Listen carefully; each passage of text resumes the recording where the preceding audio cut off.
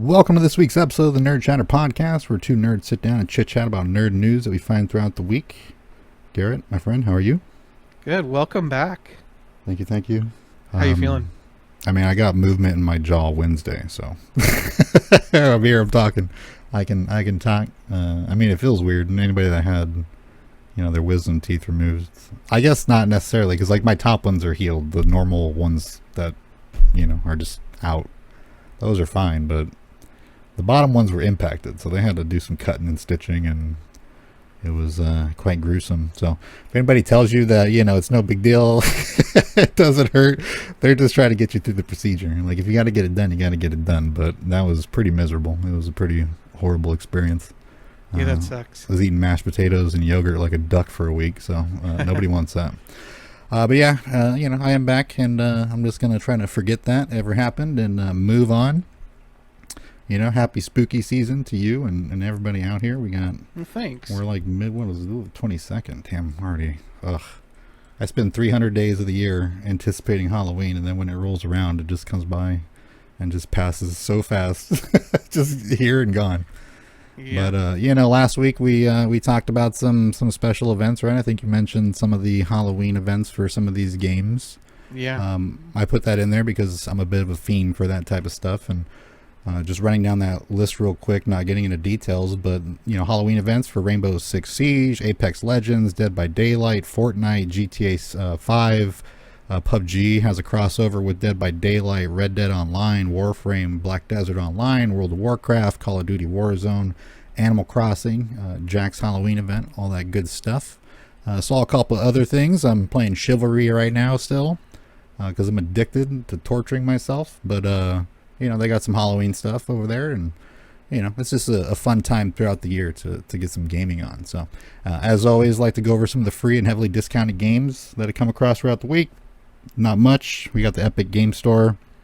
Evoland Legendary Edition is available. This one's actually pretty unique. It's an action-adventure RPG that evolves through seemingly all of the different eras of RPG games, right? So it's like, it starts off as like a Game Boy green, like the green scale Game Boy Zelda original title, and then like after like you complete levels or do whatever, it'll evolve into like Game Boy Advance, and then like DS, and then 3DS, and then Wii, and then Wii U, so like progressively as you complete the game's style and play style evolves, and eventually you end up with something that looks akin to like some of the newer Pokemon games and things like that.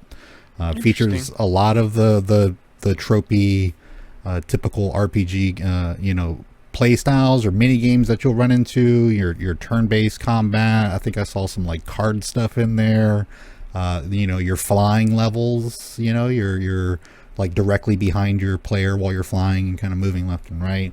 All the way to like a Pokemon style, and then like a Dragon Quest style, so pretty interesting. And it being free, you might want to pick that up. It's free until October 27th on the Epic Game Store. That one I recommend because it looks incredibly creative. Also free, Fallout 3 Game of the Year Edition. If you like the Fallout series, free is not a bad price as always. Also free on the Epic Game Store until October 27th. Don't think I need to do too much explaining in regards to what Fallout is. Me personally, when it comes to these PC, that's not really, kind of a port, but when I get into these older titles, New Vegas gave me issues. I seem to have issues trying to get these to work on PC, like Rockstar games that are remastered or re-released on PC, Fallout games. It's a bit hit or miss for me personally, but if you want to get into your library, then it's a good pickup. Yeah. Throwing it on here too for anybody that has the membership for the Nintendo Switch Online. On November 2nd, you will be getting Mario Party and Mario Party 2 added to your roster, so take advantage of that. That's solid. Yeah. Now, I don't have a segment this week. Do you have a segment? Do you have something to talk about? No, we have a big roundup. Yeah, so it's Black Adam week. I'm glad for better or for worse. I'm glad I could talk this week because it's an interesting situation going on in the world of DC and Warner Brothers. But I have a couple other things I wanted to talk about as well. But first off here, mentioned previously on the show, the recently revived G4 has received its final nail in the coffin, having been officially shut down this past week. Comcast CEO Dave Scott said that the show had received unsustainable financial results, experiencing decreasing viewership since the network's launch. The internet, however, speculated as to whether the irreparable damage had been done by a particular host who went on a tangent about sexism in the midst of a review for Red Dead Online, catching everyone on the show by surprise. Shortly after the layoffs that followed that drama, the host was gloating on social media about still having a job before being let go a few days later. I think around the same time that Adam Sessler was also let go, and we had talked. I'm not sure if I mentioned that on a solo show or if you and I had talked about it. Did you ever watch G4 growing up? Yeah. Yeah, that was like the jam. But like you couldn't get that type of stuff anywhere else. You know what I mean? Like It was like Twitch. You couldn't go anywhere and just be engulfed in gaming culture. Like it was like the first of its kind. G4, I mean, coming at a time where, obviously the internet was around, but it wasn't what it is today. That free form exchange of information the way it is now. I've arguments too as to the different variations of gamers these days, that you can't just have a show about gaming and it suffice. That Yeah. You're a good example in regards to being fairly specific in terms of the games that you like. And then I'm a good example of somebody who likes a lot of different games, but nothing really too committed. You know what I mean? So Yeah. it's got to be treated appropriately. And it kind of seemed like they were spending a lot of money to make a mediocre YouTube channel. I believe, it was on television. It was a network. What it's going to become now, I have no idea. But, I didn't tune in too much. I watched a little bit. Did you hear about that drama with the sexism tangent? No, I didn't. I honestly didn't even know that G4 came back, other than when we talked about it previously. And I watched it as a kid, and then it just, when it died originally, I was like, okay, cool, whatever. Yeah. The internet's here in full glory, and then I felt it was weird that it even came back to like a TV network, because hey, guess what? The people that are going to be watching that, they're not going to be watching TV. No, they don't watch TV. They're going to be playing games or watching stuff on YouTube and Twitch. Yeah, they were in like the 4-digit viewership numbers. That's rough. Yeah, yes, it is. So and people were joking online. It was like, hey, that's actually not a bad number when you consider literally nobody watches TV anymore. Yeah. But the drama was, I forget the name. It's like Frost or something like that. Their host, and there was fairly cocky, if I remember correctly, and just kind of standoffish, but very forceful in their delivery of certain topics and things like that. And in this particular case, they were sitting around.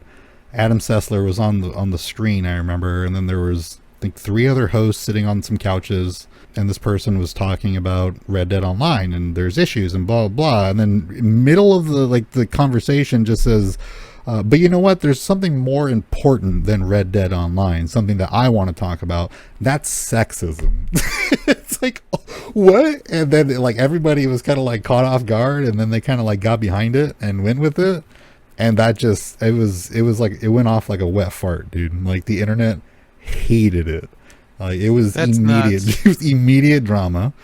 And then it was the whole the studio said it was fine. They greenlit it and blah blah, and they supported me. It's like, well, everybody said that you kind of sprung it on them, and what are they going to do? Say that you can't say that and then remove it from the show? You would absolutely go crazy and live it. They have to. It was a power move, essentially, and it seemed like this person knew that it could be spun as dismissive or prejudice if they were, quote, silenced. So they let it roll, and there's a lot of chatter online about that being an explicit reason that people tuned out and just never came back, because G4 in its essence was a fairly risque channel. It definitely made its mark with sex appeal, two young gaming males. It's just, you know, you had chicks dancing around in bikinis and Olivia Munn like trying to see how many hot dogs she could fit in her mouth. Like, it was a pretty risque channel, you know, like it had a vibe. I don't remember these things from G4. I distinctly remember Kevin Pereira getting behind Olivia Munn and grabbing her boobs and jiggling them around and stuff like that. Like it was an incredibly risque show. I think they had a thing going on, so it wasn't like sexual harassment. But like, you know, it was, you know, they were dangling hot dogs from strings and you know, having chicks like grab them with their mouths and shit. So I mean, it was Attack of the Show was pretty spicy. But that's, I'm not drooling over that show. I'm just saying that it's like that was an essence of that channel for you know, young guys back in that day. And then it gets spun as to they go off on this tangent of, you know, Olivia Munn wasn't here for you to gawk at, and Morgan Webb wasn't here for you, and blah blah. And it's like, like, I don't know, you know, like, I mean, they definitely, you know, like her little Olivia Munn had a couch discussion segment where she would say some pretty raunchy shit, like pretty raunchy shit, that by today's standards probably would be nixed, you know. So I don't know. I think there was a misconception as to what G4 really was, and then an intention to kind of mold it to accommodate some type of ulterior, you know, motive. It didn't work. It didn't land, and unfortunately, G4 is no more. As to why they kicked, I know Kevin Pereira left on his own accord. I never even saw him on the reboot. And then Adam Sessler got cut, who I thought was like in charge of the whole thing. So a lot of people hate Adam Sessler. I don't know why. I think, I mean, they all seem a little bit obnoxious in their own way. And I can see that if people just don't like their flow, you know, that they could have their own opinions. But I don't know. Everybody seemed like whatever, but it just wasn't cutting it. And it's Comcast. Comcast would absolutely just kick them out. It is what it is. Yeah. 69-year-old RuneScape streamer Tony RSGLORYANDGOLD Winchester has lost his rigorous fight against cancer. Tony found out that he had brain cancer just months ago, which spread to nearly everywhere in his body, leaving him mostly blind and paralyzed. Regardless, he continued to stream until just days before his death. He documented the process of the entire experience, even filming him setting up his burial arrangements for his family, his chemotherapy, his doctor visits, but continued with an optimistic outlook, regardless of the nonstop sadness that was around him. And doctors included, too. You could tell that the doctors were not, they weren't, they were very aware of the severity of what was going on. But RSGLORYANDGOLD risen to internet popularity when internet drama hound Keemstar accused the elderly man of being a child predator, when flippantly identifying him as someone on a sex offenders registry while live streaming, which led to an onslaught of attacks. And a heartbreaking plea for the unwarranted hate to stop, he wept as he fought to defend himself against completely untrue allegations. After it was all said and done, Keemstar had admitted he was wrong and offered Tony some hush money, but the damage had been done and the harassment lingered for the remainder of his days. Regardless of this, Tony had an amazing and loving community that was birthed from this negativity, as hundreds of people flocked to defend and support the chain-smoking elderly gamer who donned his felt-made RuneScape party hats and never missed an opportunity to squeeze out his iconic catchphrase. Tony was a genuine and loving man who will be missed by many. So I wanted to throw that in there. It was pretty messed up, just how that whole thing went down, because, I mean, Keemstar is kind of trash. Just like, and I don't know if you know who Keemstar is. Nope. Keemstar is an individual who, I mean, it's like faux journalism, has a YouTube channel, finds drama out in the YouTube community and reports on it. And in particular cases has been known to even make the drama himself, you know. And in this case, you know, it was him live streaming and an incredibly toxic community, but you know, I don't know if they were going through like the sex registry list or sex offenders list or whatever and came across it, but somehow there was some type of, hey, this guy looks like this guy, and the guy was live streaming. So naturally, the thousands of people that were watching him tell them this flooded this old guy and just like left this dude in tears. And it was That's very awful. sad. They sorted it out, and it was whatever. But a couple years later, Tony kind of came back around it, and it felt a little bit exploitative. Like he's like, I really should get more, that type of thing. So I'm not saying that, it's like clean cut, like, it was all just swept under the rug and just kind of forgotten about. It was like, there was a little bit of back and forth over the years. But all in all, the old guy sat there for 8 to 10, like 12 hours a day or whatever, playing old school RuneScape, being completely decked out, having a bunch of people, float around and chit chat with, and they had his guild, and I think that was it, Glory and Gold. It's RuneScape, Glory and Gold. I think Glory and Gold is his clan, but, a very compassionate old man. It's like, he chain smoked cigarettes and all that stuff, and had his old Santa Claus beard, but it literally looked like it was like Santa Claus sitting there with a felt hat on his head that he made, and he'd sit there and go Yahoo! He had his little catchphrase every time he get a sub. He'd Yahoo! And people loved it, So I mean, out of that negativity that Keemstar had brought him, he did build an even stronger community. And I got a bit sad there towards the end, and having lost my dad to cancer, I had to mute some of those last videos because it was getting pretty apparent that it was going to be soon. But very unfortunate. But by this point, the man was suffering quite a bit, and I'm just glad that he left a good impression on so many people. So Yeah, I mean, we've both lost. You lost your dad to cancer. I lost my sister to cancer. Cancer sucks. yeah. And I mean, it's not an experience anyone should ever have to go through. And Shockingly common too.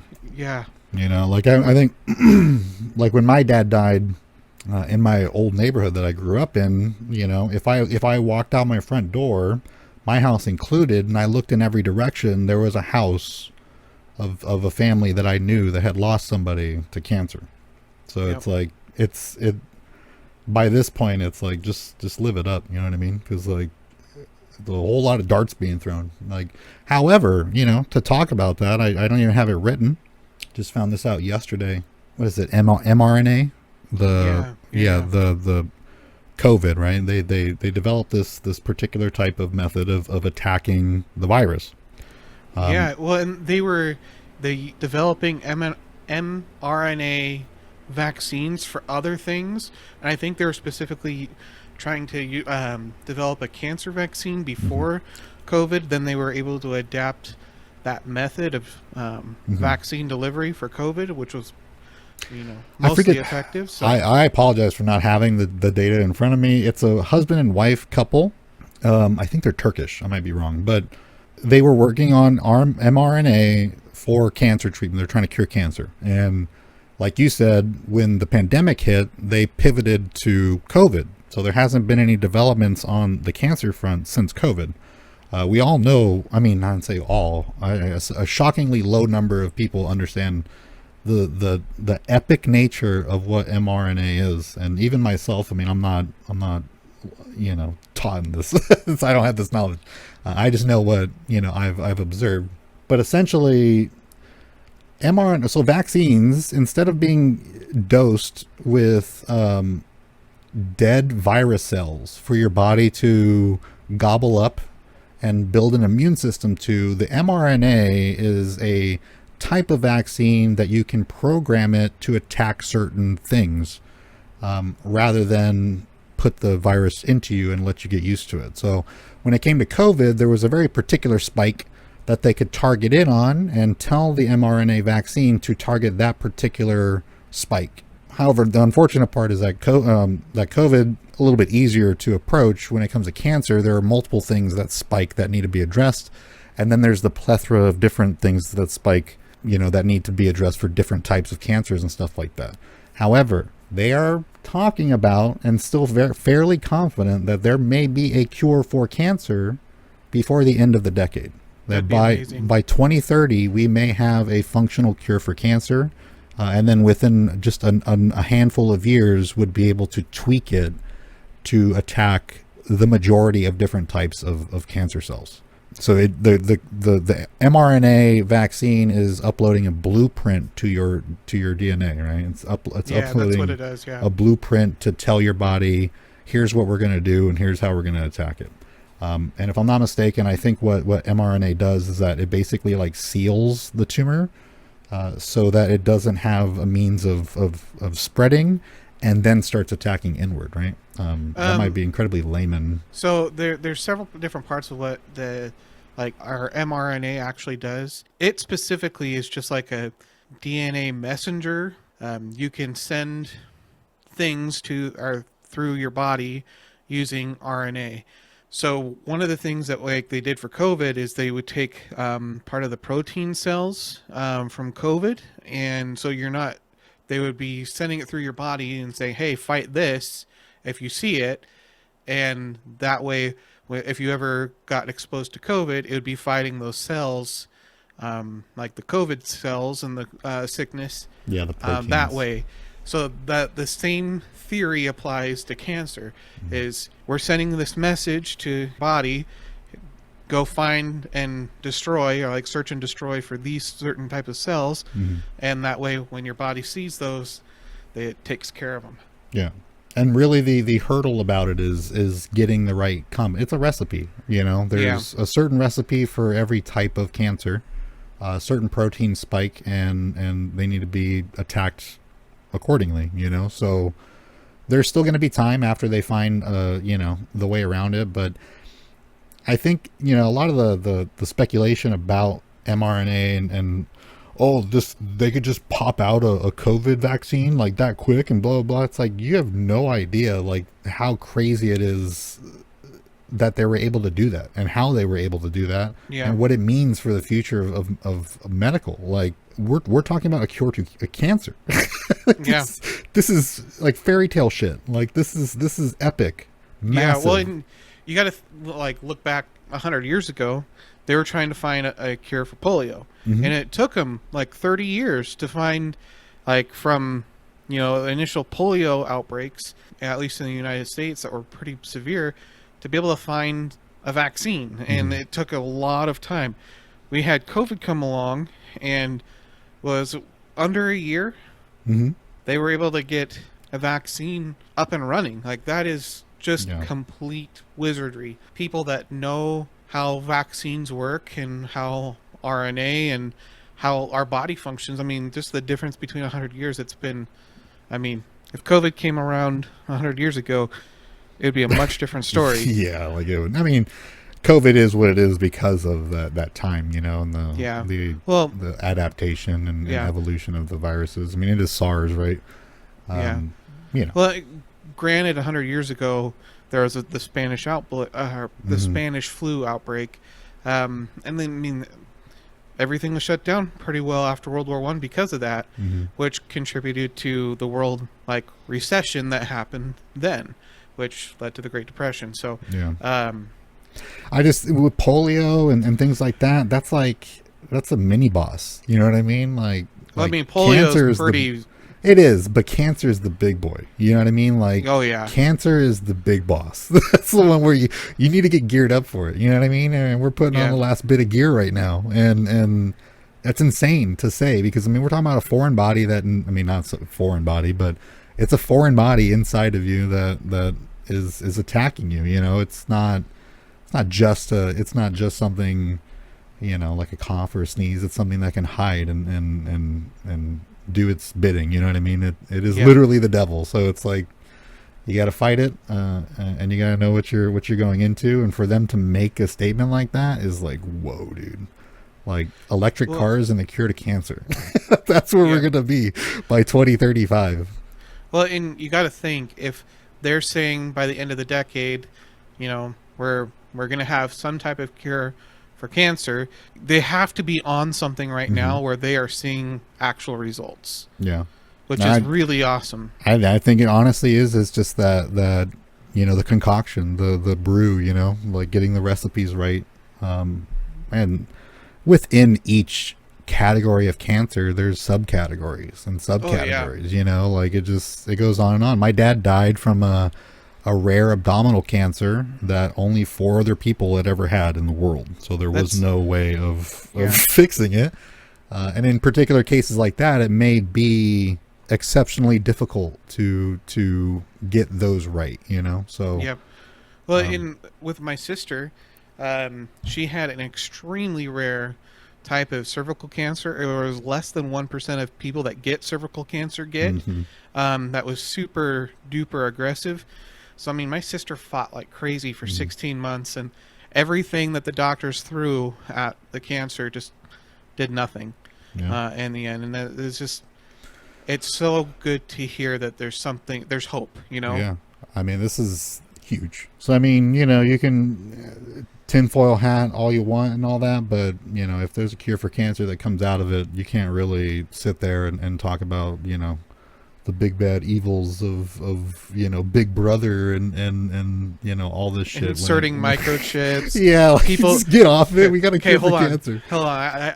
I literally heard this yesterday that it was this lady saying that everyone that she talks to that has got the COVID vaccine, that they know someone that had a stroke shortly after getting the COVID vaccine. I was like, okay, where's your statistics?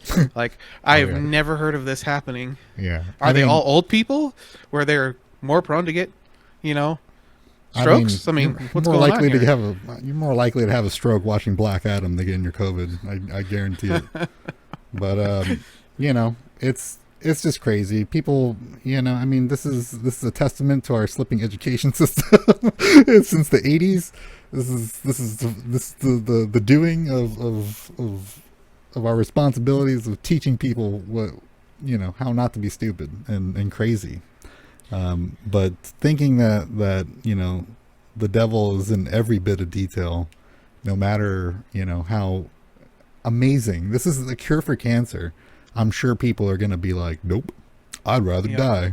And that's going to be unfortunate. But, you know, boost me up, baby. Give me every one of those. I'll take every single one of those blueprints. Like, load me up. You know, I'll be like Neo and shit. I'll be like, I know Kung Fu. You know what I mean? Like literally, I'll take every booster every time that it comes out if it means that I can live my life not worrying about cancer. That'd be amazing. It's a utopia. Yeah. So, well, I mean, you know. just yesterday, I got my COVID vaccine and my flu shot because I work in a school. Yeah, you got it. There's COVID all over the school, and there's flu all over the school. I mean, like. Yeah, my baby got sick for the first time, you know, because of just kids being everywhere and being near one another, and my wife being at school, and, you know, the nephew being at school, and bringing, you know, like, it is what it is, you know. It's the mix. Well, in my thought process is, if I can prevent someone else from getting sick, especially like my mom or my grandparents that are still alive, I'm gonna do that. I'm gonna prevent that as hard as I can. You know, we do run into the whole, like, what's that going to do in terms of, like, we're going to have to get on Mars real quick. Like, we're going to be expanding and living so much longer, so fast, that it could pose some issues in terms of, you know, global supply chains and shit, right?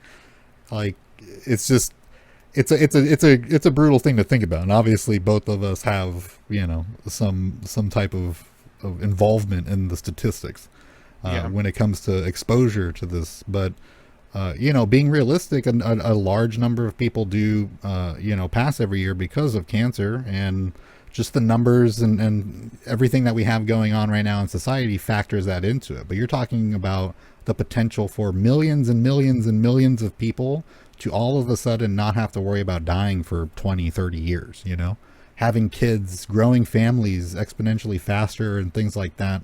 I'm hoping that, you know, as a society, we can we can be prepared for the absolute burst of mankind on the planet. I'm all for it though. Like I'm whatever, dude. Like, I'd much rather live in a society where, you know, I'm gonna have to find a way of growing and making my own food more frequently than, you know, worrying about cancer and friends and family dying from something that once you're in it, it's all encompassing. You know what I mean? Like it is. Oh yeah. It's not a common cold, and it's not the experience. You know what I mean? It is something that is traumatic. And then after cancer is cured, then you go for the common cold, right?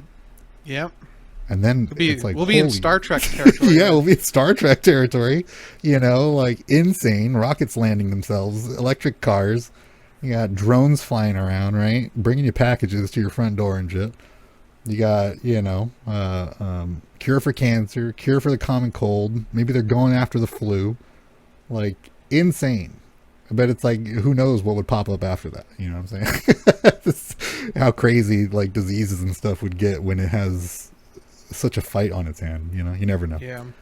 But yeah, I don't want to, dwell too much on the sadness involving that topic. However, I did want to bring some attention to Tony because he was a nice old man who got the raw end of the deal in a particular circumstance, and came out pretty decent in the end with a nice community and people that loved him.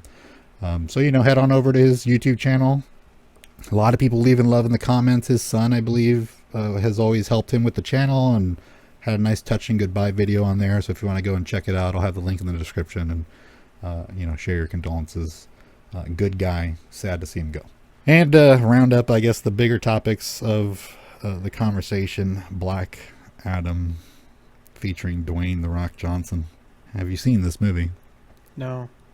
I have seen this movie. Tell me about it. Let's hear about it.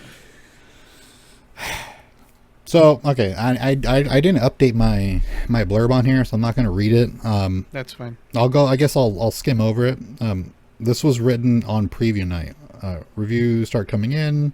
Not looking good. As of the time of writing, 73 critics had reviewed, and it sat at a 55% in critic review. Those who have seen the films basically said what we said the film would be. It would just be like a visual spectacle, fairly shallow, a lot of badass slow motion shots, and that's pretty much it. Yeah, that's pretty much it. As far as the movie, like, it is absolutely like it's a bunch of glamour shots for The Rock to look like huge, super badass, to be the brooding anti-hero that I don't even know if you would call him an anti-hero. It's so messy. However, I want to get back into the Rotten Tomatoes thing because this is the most interesting aspect of it. I have those numbers. So as of October 22nd at 11:25 a.m., so right now, there are 205 official reviews of Black Adam, and we are at 40%. So it has declined from 55 on launch day, was that Thursday, to now 40% today. On the other hand, the whack part is the audience score is at 89%. Yeah, so this is a typical DCEU thing, right? Is that critics, the people who will see everything from a Scorsese film to a Marvel film, they see film as an art form that is expressive, is that it is done through passion and direction and intent. You don't just go into these things willy-nilly to make something that makes money and then just take the bag and run. If you try that, you're going to get shit on by these reviewers. That's just how it is. Now, for an audience, there's a lot more people that are just there to eat some popcorn, sip on an icy, and listen to explosions for a couple hours, and then chit chat with their buddies and stuff. So naturally, you're going to get audience scores a little bit more favorable for movies like this that are visual spectacles made for you to go, whoa, bro, did you see that? Oh my god, he ripped him in half, bro. Bro, did you see his hand? Oh, he dropped it on the ground. Oh my god. Oh, you see how dope he looks? Oh my god, he's floating. Look at, he's in slow motion. Like, that's the movie. If you're that type of person where you got fucking nacho cheese smeared all over your beard and shit because you're watching this movie in like a setting with a bunch of like man babies, like, yeah, of course it's going to be a visual spectacle and you're going to be hooting and hollering. However, in this particular case, I find it interesting because I was looking at my local movie theaters the days leading up from Tuesday to yesterday. In terms of ticket sales, I would check every showing, like every couple hours. I would check the seats to see what had sold. I don't think any of them sold out by the time of any of the viewings, and most were at about 30% capacity the morning of. That doesn't mean that you're not going to have walk-ins. It doesn't mean that you're not going to have last-minute, people. Obviously, that's still really, really low. It's really low. Now we're also talking about 2 p.m. was the earliest showing for me, so you're still talking within work hours and school hours. I was checking 6, 7:30, stuff like that, and those were a little more full. So average was like 30%. So we're not talking like, I mean, I remember, I spent my time at my midnight premieres. Me and my buddies. We've been over this. It was our thing. We would go out to Hollywood and go to these midnight premieres frequently. Sometimes multiple times in a month, depending on what the release dates were. It was just our outing. The boys going out to the bar, go watch the movies and stuff, and enjoy. Those places, you had to have those tickets 2 weeks in advance. There's no way in hell that you were going to get tickets to like first or second day showings at any of the movie theaters. We would have to scour the dozen movie theaters in nice little compact Southern California where there's movie theaters around every corner. You'd have to scramble to find enough tickets to accommodate, my friends and us, or my friends and I, to go into these shows if we didn't catch, midnight premieres, or if we wanted to go the next day. Again, this is not that. This is like I could have walked in at 5:55 on release day, and probably just got a ticket and walked in, sat pretty much wherever I wanted, and then seen the movie. So. How this is an 89% is beyond me. So I'm going to go ahead and... do you want to read some of these? Let's read some of these. I was keeping my eye on some of these, and we were discussing it. The first preview day reviews were hilarious. This is some of the funniest, intricate disses that I've ever read in like blurbs. It's like writers who know how to write being as ruthless as they can be. And it was just funny to read, but... just going over, I'm not going to pick out any of the funny ones because it would take too long. Now there's 200 plus. But here's one from Joshua Rothkopf from Entertainment Weekly. Black Adam is what happens when artists say they want to go dark but don't really have the stomach for it. Dude looks like a complete nerd. But so coming out of that guy, he gave it a C+. I wouldn't go as far as to say that. I wouldn't say that's the issue. I think this person probably has on their mind like dark would be more menacing. Maybe like The Batman, where it's like messy topic and a little darker in terms of you don't want to face it, right? Your inner being doesn't want to face the realities of this topic, digging deep and hitting things that are sensitive to you, the deep stuff that a movie critic would expect from a film, not a DCEU film. Sarah Mars from Elaney Gossip says Black Adam wants to be the film that writes the DCEU. But it's just another messy, shallow entry into a sloppy canon that won't commit to real ideas. Kevin Mayer from Times in the UK says Dwayne Johnson is at his most uninteresting as an ancient Egyptian bodybuilder who must learn, like Drax in Guardians of the Galaxy, that sarcasm is cool, and that, like Arnie in Terminator 2, torture and murder is not. 1 out of 5. So, that's rough. There's a consistent. I don't need to go to Dwayne. Dwayne wants to see himself as a vigilante hero with godlike powers. So now I have to review Black Adam, which is 2 hours of noise and lights vaguely in the shape of a movie. Rated F from the reader. And then you got some of the positive ones here. Let's pick out a positive one here. Vincent Mancini from Uprocks carves itself as a genuine opportunity to be the anti-Marvel, to its credit, but then goes on to squander that opportunity so badly that it ends up feeling more like a poor man's Marvel instead. C+. Yeah. That's a positive review. The next one, or I guess 2 down, that's still positive, says that it's an enjoyable enough of a superhero battler, but frustrating in that it actually has things to say under its cape, but constantly flies away anytime to get close to being meaningful. 6 out of 10. Yeah.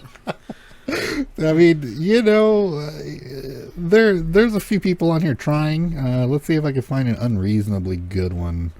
Here's a 7 out of 10. If seeing The Rock play an anti-hero, then you're really going to enjoy Black Adam. 7 out of 10. Let's see. That is the highest one I've seen, though.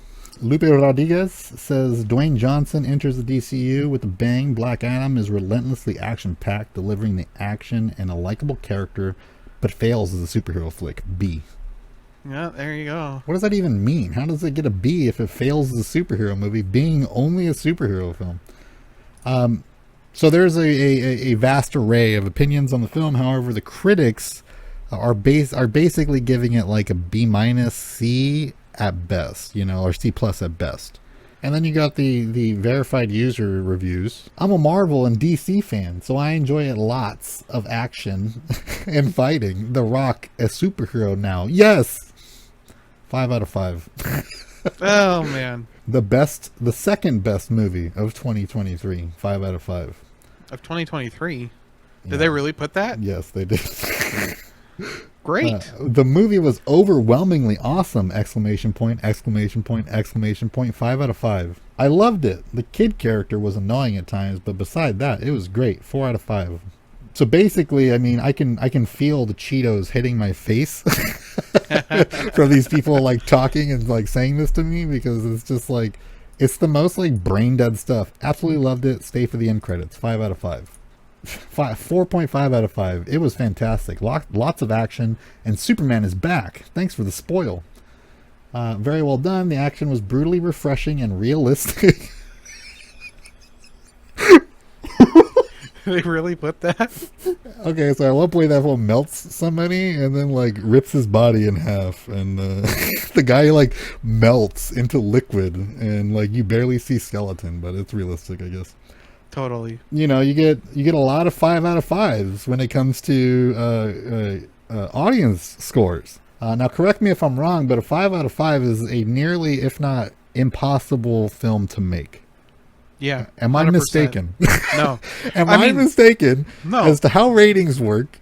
It's impossible to make a perfect film. Correct. It is once or twice every 10 years we get something close.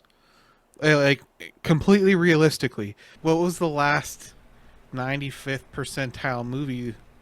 I mean, I'm sure it was some Marvel movie. Top Gun. It's the highest rating, like, it's everything. The new Top Gun film. Also a testament that you don't need to have, tights on to make $1 billion. Insane profits on that film. Tom Cruise killing it.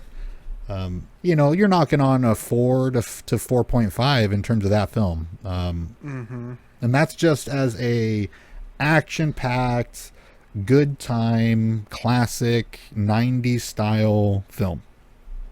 A character-driven film with actual acting, with paced writing and everything kind of on point, and just they understood.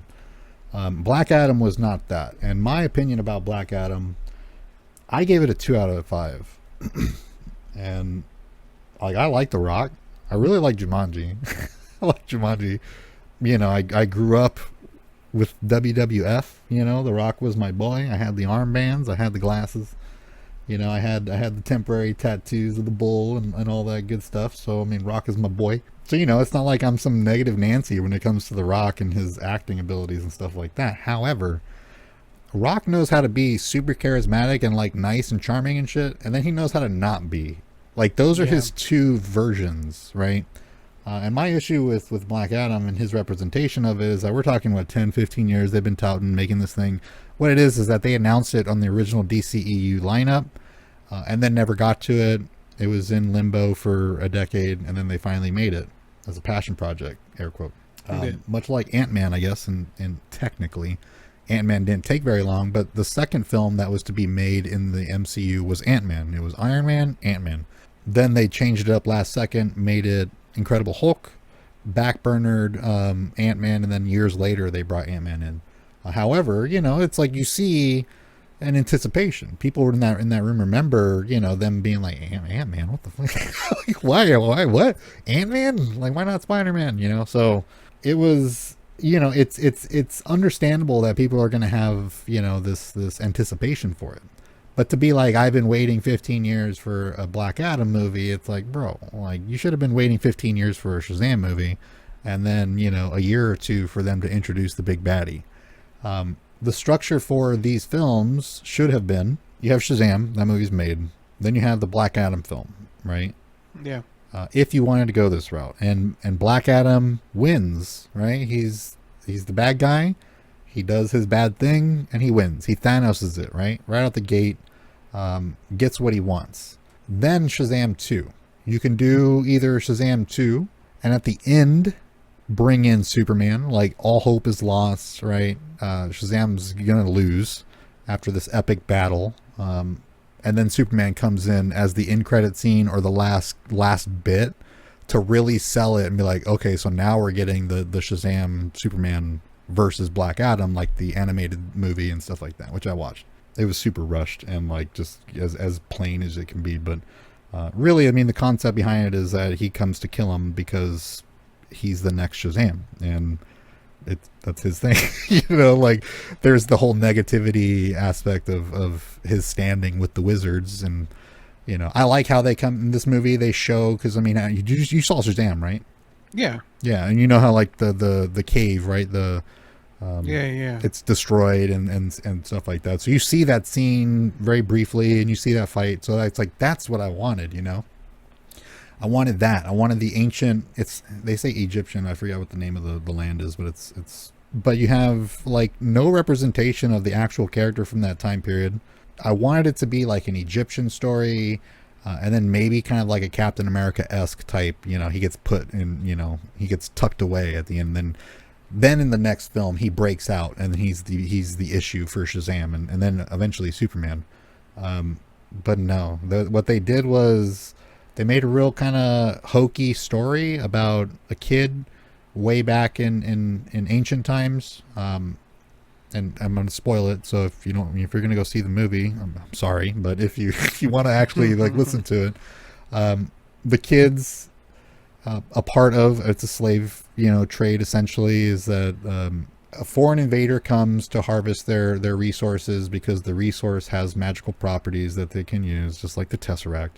And they're using them for weapons and vehicles and stuff like that. And then this kid is like an uprising. He's going to save the day and he's going to inspire. And then they're going to go kill the kid. And then at the last second, he gets blipped away by Shazam. And then he's given the powers and then he returns. Then it cuts to current day. And then it starts talking about the lore, about how he was a hero. And then he's been frozen in the mountain for X amount of years or whatever. That he's in there. And that there's also a MacGuffin, which is in this case a crown. And it's a pretty dope crown. It looks like just like raw, like iron and really rugged. Has kind of like a Ring of Power type vibe to it because it has like, etching and stuff that glows on it and stuff. But supposedly has power that is epic. Then the movie goes on where he breaks out and just immediately starts murdering everybody. And then for some reason the JSA is like, bro, you can't be murdering people. Instead of like trying to, like just overpower and kill him, they just keep like talking to him like, bro, you can't kill people. And he's like, I do kill people. And he's like, no, bro, you can't kill people. No, I do kill people. And like that's the whole movie, is like him being like, I'm too badass, like I murder people, that's how I get my justice. And then the JSA constantly just trying to keep him from murdering people, and they make a gag out of it. That's kind of how the whole thing is. When in reality, it's like you would assume that the JSA would stop at nothing to stop Black Adam. I understand that. I guess at times Black Adam has actually been on the JSA in the comic books. Don't quote me on that, but I know that there's some type of common ground there. However, one of my main issues with this is Hawkman. Right now, my understanding of Hawkman growing up was that, and I know they rewrote him for New 52, and even later. I think it was like 2018 or something like that, 2016. But basically, they explained that even further in depth of how old Hawkman actually is, because the premise of Hawkman is that him and his wife are cursed with immortality. They can suffer and they can die, but they will always be brought back, and they will not always, but they will remember their past lives and have to find each other again, right? So that's the love arc between the two. So when they're together, it's like a powerhouse team, He looked all right. He looked cool. He looked better than the Smallville version that was out 10 plus years ago or whatever on that Justice Society episode. But really, there was absolutely no mention about the fact that the main, I guess, antagonist and protagonist kinda a quasi antagonist and protagonist situation going on between Black Adam and Hawkman, there's absolutely no mention of the fact that both of them are thousands of years old. There's absolutely no depth whatsoever with Hawkman, and anything with his character in regards to him being immortal and thousands of years old, and potentially it could have even remembered Black Adam back in the day, Teth Adam, just because he was around, you know, like at some point. They could have written in that he was actually there, you know, like there's so much they could have done with Hawkman in regards to him being immortal and living multiple lives over and over again and actually remembering them, that they didn't even touch on it. And they didn't even leave room to like expand on it or anything, because it should have been a driving point of the conflict between those two characters. Like, hey bro, I know how it is too. I remember home, you know, like I get it, you know, like we need to chill. Like times are different. Things are, you know, like there was none of that. It was just like, we're going to stop you. And if you don't comply, we're going to fight. And then they fought, you know, like that's the movie. The only reason that he wins or they win at any point is because Black Adam lets him. It's a very compassionate scene where, I don't deserve this power. I will save Shazam, and you'll have to make sure that I never say it again. And then like they put him in jail, and literally 5 minutes later they have to break him out because they introduce a villain the last 20 minutes of the film. What? The villain comes in, it's Sabak. And I don't know if you know who Sabak is. He's the devil-looking character, has the upside-down pentagram on his chest, so very symbolic. And he comes from the underworld. He is imbued with the power of 7 demons, much like Shazam. He's the counter to Shazam in terms of like the devil version, you know, like the anti-hero, or anti-Shazam, I should say. So like this character is introduced. It's a bad guy that was annoying the entire movie, and then he dies, and then he goes to hell, and then they're just like, you got the crown, you know. He died on purpose because he knew that this would happen. They're like, okay, so now you just say Sabak. And he says Sabak, and then he pops up as the devil, and he fights for like 10 minutes, and then the movie's over. And he gets ripped in half. And that's it. They introduce the villain of this film 20 minutes before the end of the film and kill him off before the end of the film. What? Yeah. So like in terms of like messiness, it is totally messy. There's absolutely no way that this is a 5 out of 5 film. And I'm a firm believer in our Marvel catch up. I was talking about Iron Man 3. I hate sidekick characters, like kid sidekick characters. And there is not one hint at the fact that this movie is going to be completely hinged on a child sidekick character. This juxtaposition between an overly innocent, optimistic child character to this brooding, vicious, and violent, you know, quasi-hero. And this is the only positive relationship going on in this film, is this villain, air quote, compassion for this kid. And you're like, what? Like, what the fuck? What are we doing? You know, this kid's purpose in here was to be like, you need to be a hero for us. We've been oppressed for X amount of years, and like, you need to set us free, and blah, blah, blah. And then he's just like, no, I'm no hero. And then he goes and kills more things. And then little by little, he thinks like, oh, well, maybe I should be not as brutal. And then that's the end of the movie. You know what I mean? So like, incredibly annoying in terms of like dialogue with like the kid actor, because it's like, you know, there's a scene in there where he steals one of the bad guys' radios, and then he's like, attention everybody on this radio station, our hero has returned, like he's here to save us, like run out into the streets. And like, it's like, oh my god. Like, what?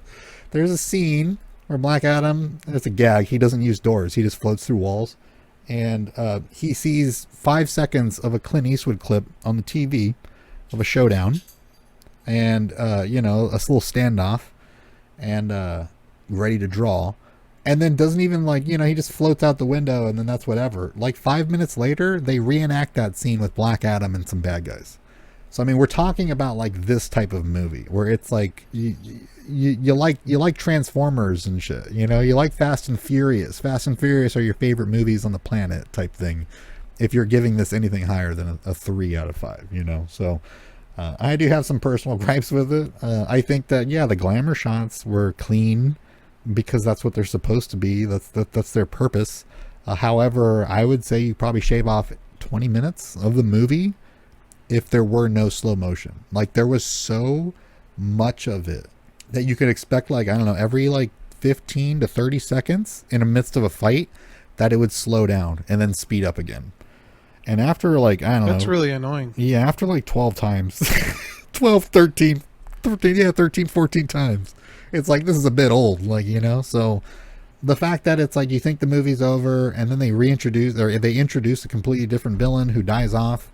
It was very strange. It's like, you think that they're going to have Black Adam confined, and that's the end of the movie, but no, he's for some reason let free, and then left to his own devices, you know. And you have Amanda Waller in the post-credit scene, spoiler, somehow transmits a message into his little cave or his throne room, and is like, all right, well, you don't have to be in jail, I guess, but, you know, if you mess around, we're going to come and kill you.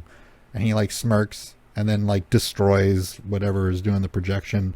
And then out of the smoke comes Superman, looking badass, I might add. I hate the tacky suit with all the little imprints. I think it's stupid.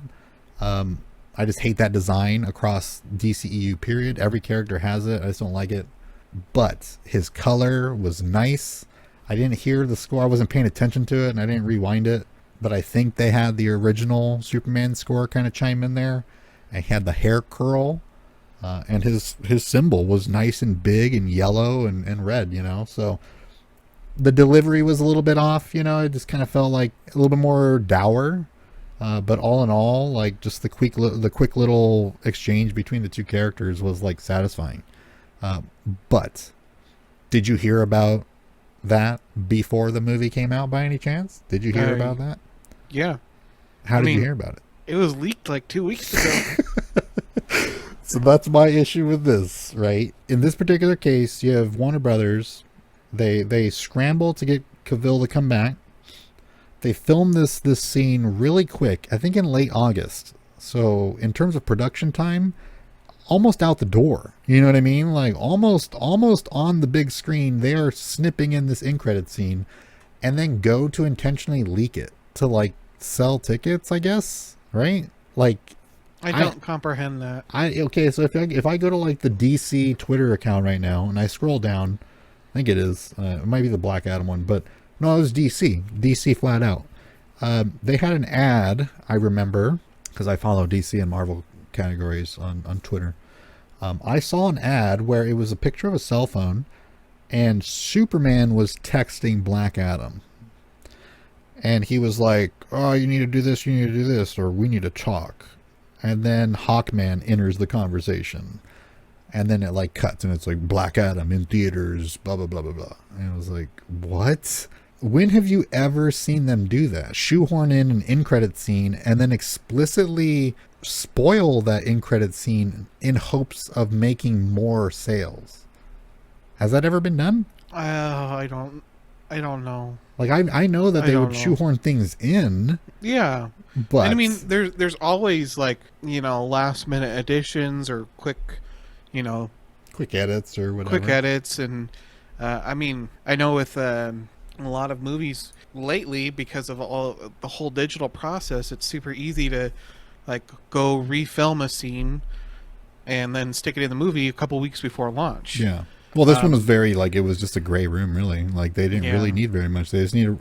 Another thing, Rock doesn't have any of the facial features or cosmetics required to make him look like Black Adam. It just looks like The Rock in a Black Adam like outfit. No hair, no eyebrows, no pointy ears, no accent. One of the gripes online is that he comes out of 5,000 year rest, says one line in his native tongue, and then speaks fluent American English for the rest of the movie, having never left this area. Like he never flies off and he just immediately starts speaking English fluently. Yeah. That was an issue, but I see it as, it's like people toss it around as a vanity project, to be honest. It feels very much like he's setting up everything to revolve around him because there's just a power vacuum going on right now. Yeah. I definitely feel the same way. I just want to put this in perspective for people. On Rotten Tomatoes, if you start looking through all of the top movies where the tomato meter and the audience score are above 94%, they're both above 94%. Here's the type of quality of movie that you should be expecting for something that you rate as a 5 out of 5 or a 4.5 out of 5. Schindler's List, The Dark Knight, Lord of the Rings Two Towers, The Godfather, Goodfellas, Star Wars The Empire Strikes Back, Ooh, yeah, of course. Saving Private Ryan, Raiders of the Lost Ark, Oof. The Pianist. I mean, these are all fantastic These, movies. That's film. Yeah, Those are film. That is peak film, and people want to call Black Adam a 5 out of 5. 5 out of 5. Yeah, it's another 96%. Oh my god! It takes a certain type of person to be willing to do that. And also a flippancy for rating scales. Everybody's going to approach it differently, especially when all you need is an email to leave one of these reviews. I mean, quickly touching on it, and I had mentioned it to you, is that I thought this was going to be like a Snyder fan's, dream to have Cavill come back. However, the second that they saw he was in the blue and red suit, it was done. And then the next second, when they heard the original Superman score be played instead of the new one from the Snyder films, all hell broke loose. So you had a division between the DC fandom where the Snyder fans were vehemently utilizing Thursday specifically to use hashtags Restore the Snyderverse, Bring Back Zack Snyder, and using the Rotten Tomato scores as a means of delivering a message to Warner Brothers, telling them that the only way they can succeed is if they bring Snyder back. So you had part of their own fandom sabotaging it, and then you had a bigger fandom now, in terms of just DC fans, people who like the Joker films, who like the Snyder films, but also like the Batman, Shazam. They like Wonder Woman. They have a little bit more variety in their palette. They are rushing to leave these brain dead reviews of 5 out of 5 to counter the, you consider it review bombing, but it's not really working in this. People review bombing this are the critics. Those are the ones that are review bombing this in brutal fashion. But for somebody to say, I really like the movie 5 out of 5, it's a nothing burger. To look at that, you would be like, okay, something's weird here. 89% is not accurate. So I would give the movie probably more accurately if there weren't people with ulterior motives involved in all this and some background battle going on within the DC fandom. I would probably give it somewhere closer to 10% less than that, probably around a 79 for audience score, because of fatigue. Yep. It's so... I've watched some reviews and people just being like, I've seen this movie. And I said the same thing. I think I told it to you. I might have said it to my wife, but it's like, I've seen this movie. We've all seen this movie 9 times. It's the same thing. And when you say that, you're not talking about specific details. Yeah. You're talking about the concept, the idea, the tropes, the corniness, the shoehorn jokes, the end credit scenes, the side plot characters, all those tropes. You've seen the movie, and all you're there to see is the spectacle. Spectacles don't deserve anything higher than 80%. Not as a film review, Yep. And if you really want to get an accurate viewing, you really should kind of go with the audience score with a little grain of salt, because it's going to be inflated or deflated one way or the other. So I would take the average between the critic score and the audience score. I was literally just going to suggest that. I mean, and that's why I brought up those movies that have both above, 94%, 95%. You get really high quality movies, and you might have. Okay, perfect example. The Last Jedi has a 91% certified Rotten Tomato score, right? But the audience score is 42%. Yeah.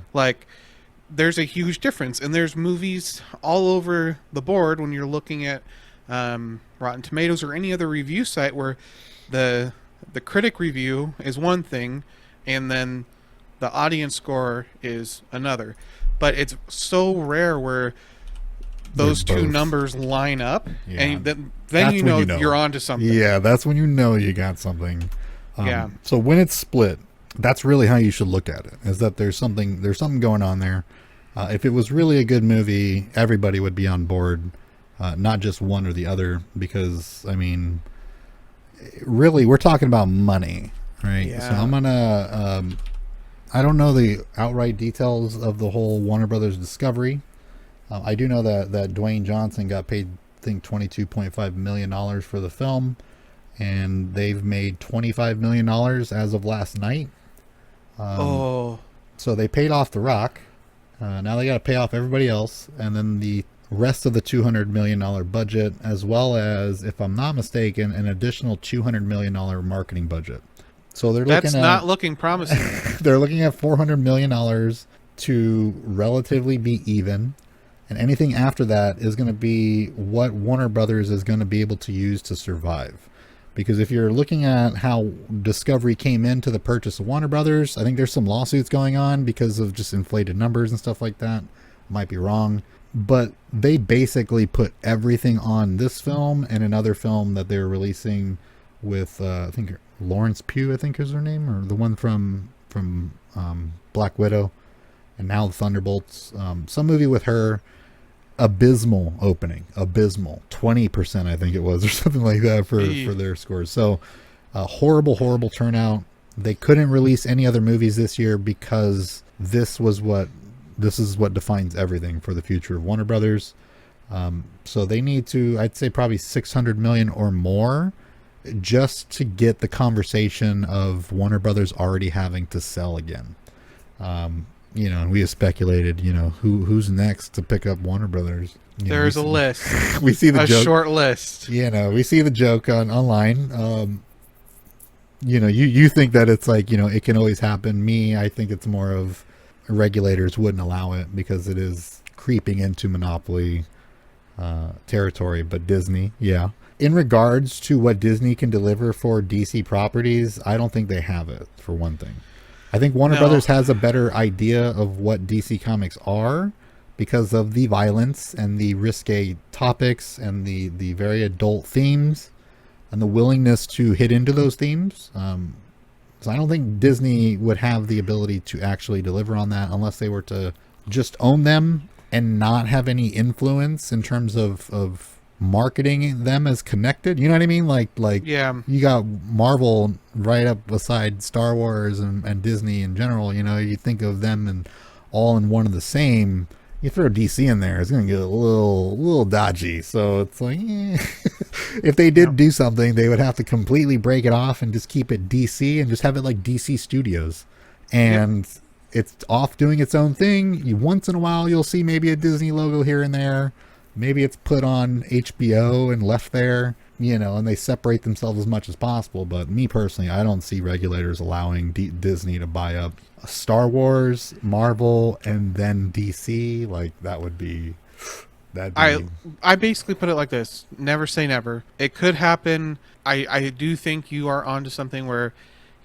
there's a or like if discussions were to come about, and I think that regulators would most likely get involved, and it would have to go through that process.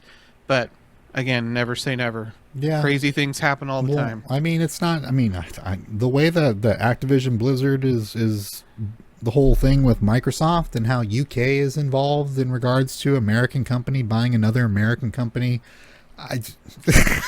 There's a lot more than just our own public, laws and regulatory agencies to worry about. That there's an entire global market that it would affect as well.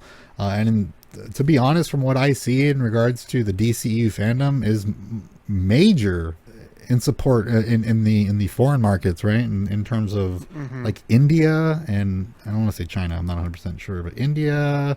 I see a lot of comments from people in like Pakistan and like Turkey and stuff like that. Just like a bunch, like it's not people like in the Hollywood sphere, who are aware of how Hollywood works and what could be going on in the background and why decisions are being made. It's people clear, in a different country just speculating and spreading rumors and stuff like that. So it's kind of weird how DC is working with that. So we'll have to see, but this could bode pretty bad for Warner Brothers, and where they end up, I have no idea. All I know is that I want Superman to be Superman again, and I want him to be the main focal point and inspiration and driving force of DC. Period. Agreed.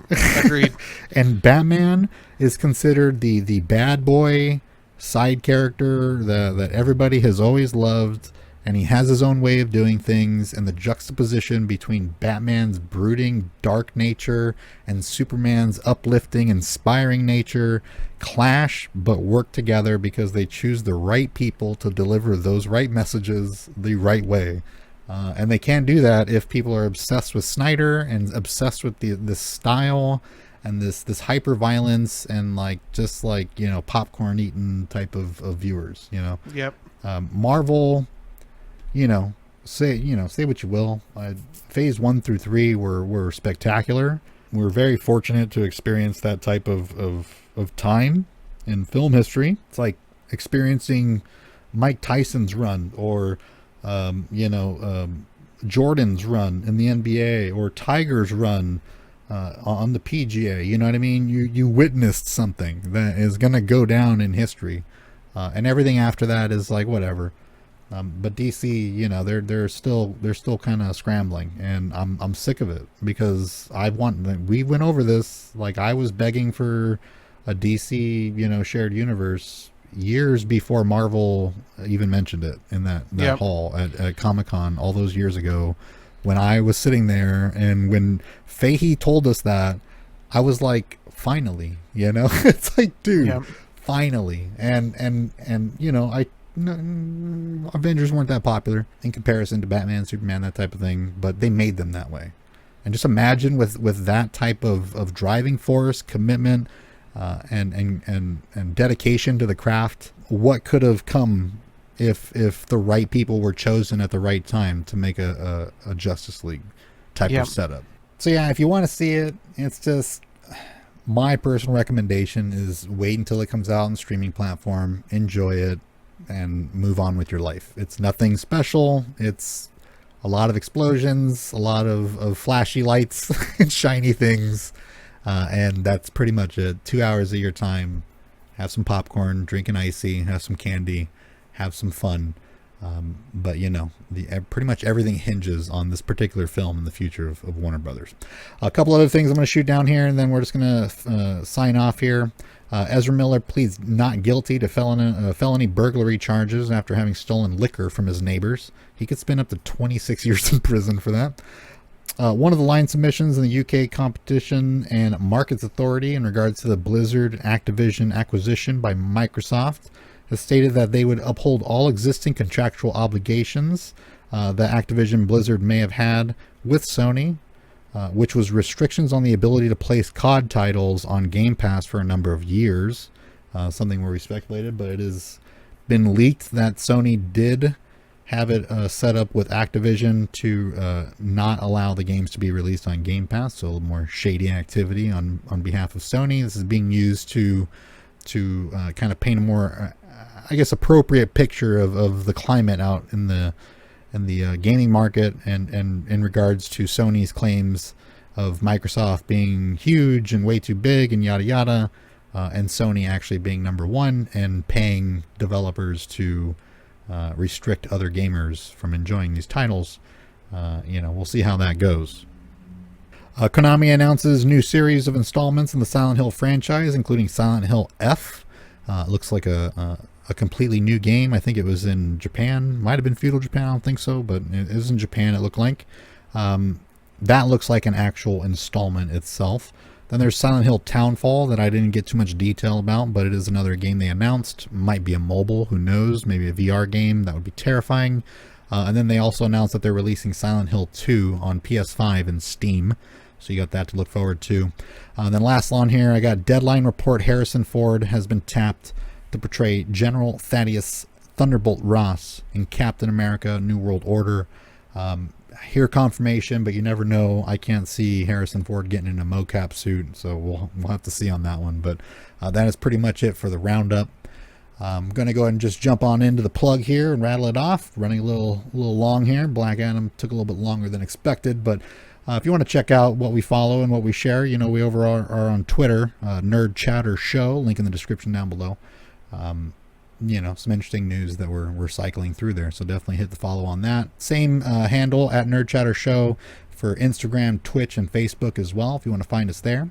You can find all the episodes of the Nerd Chatter podcast anywhere you can find podcasts, including Spotify, Apple Podcasts, Google Podcasts, YouTube, and pretty much anywhere else. If you're interested in becoming a part of the community, you can join our Discord or head on over to our Patreon, where we have Patreon-specific content for our supporters. We release the Halloween episode early for people to listen to. If you want to head over there, you can, you know, maybe support us and, you know, enjoy that extra content. If you're on YouTube, links are in the description below. If you're listening to us on any of the podcast platforms, we'll try to do our best to have anything you need over at nerdchatter.com, our website, and we'll be good to go. So, Garrett, my friend, thank you for being here, as always. It's my pleasure. Thank you for being back, and I know you're not still feeling at 100%, but you rock, man. We'll be doing our Halloween episode next week, right? We already have that set up for Werewolf by Night. So if you want to listen to that, that's set to premiere next Saturday at noon. I will be in Florida at Disney World celebrating the holiday with my son and my wife and the rest of the family. So we will be back after that. And yeah, good to go. So you guys take it easy.